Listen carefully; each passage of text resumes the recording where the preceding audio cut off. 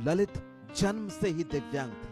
पैदा हुए तो दोनों हाथ नहीं, एक पांव भी आधा ही था, लेकिन ललित ने अपने संघर्षों को किसी कंधे का बोझ नहीं बनने दिया।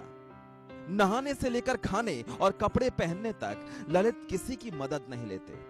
भले ललित के पांव नहीं हैं, लेकिन अपने पांव पर खड़े होने की हर जिद ललित ने की है। लेकिन नौकरी छीनकर सरकार ने ललित के मजबूत इरादे वाले पैर भी छीन लिए।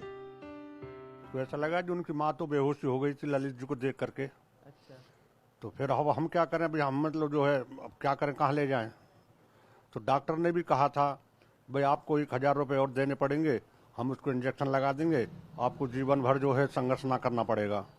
हमने कहा कि भाई हम मतलब कोई कर्म किया है तो ललित जी को देखा है, अगर इस कर्म को भी गलत करेंगे तो और हमको कुछ भी हो सकता है।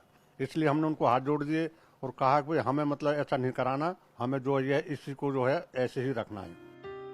ललित पढ़ाई में हमेशा अच्छे रहे, ग्रेजुएशन किया, मुश्किल मानी जाने वाली सीटेट और एचटेट की परीक्षा भी एक झटके में क्लियर कर ली। सितंबर 2014 से दिल्ली में गेस्ट टीचर बने तो लगा कि अब जिंदगी का गम थोड़ा कम होगा। ये समझता हूं इन्होंने मेरी ज्यादा मदद की है, इनके सहारे से क्या पता मैं यहाँ तक पहुँचा हूँ। इनकी जो सेवा मैंने करी है, इनका नहलाता हूँ, इनको वहाँ तक छोड़ के आता हूँ, जो भी मेरे से छोटा मोटा होता है मैं करता हूँ।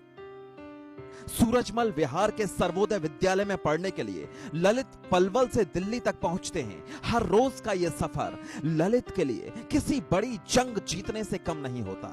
सुबह सुबह इतनी भीड़ होती है कि पैसेंजर ट्रेन की बोगी में कई बार चढ़ नहीं पाते, लेकिन ललित कभी इस संघर्ष से हारे नहीं। इंतहा यह है कि अब सरकारी सितम भी सहना है। आपने जिस तरह दिखाया कि एक दिव्यांग भाई बोलने लग रहे हैं कि मेरे घर की रोजी रोटी इससे चल रही है, जब मुझे इतनी पीड़ा होने लग रही है, सच में दर्द होता है आज इन राजनेताओं के ऊपर कि जिनको पढ़ाकर हमने ही भेजा वहां पर कुर्सी के ऊपर बिठाकर, आज वो हमारी बात को सुनना नहीं चाहते। ललित हर रोज तिरस्कार सहते हैं। हमने ललित से उनकी कहानी पूछी तो भावुक हो गए। बताया कि दिल्ली में सब ऑर्डिनेंस की नौकरी के लिए आवेदन किया था, लेकिन वहां पढ़ा लिखा सरकारी अमला ही उनका मजाक उड़ाने लगा। अब गेस्ट टीचर की नौकरी भी छूट गई है, इसलिए प्रधानमंत्री से गुहार लगा रहे हैं, दिव्यांगों का दुख समझो।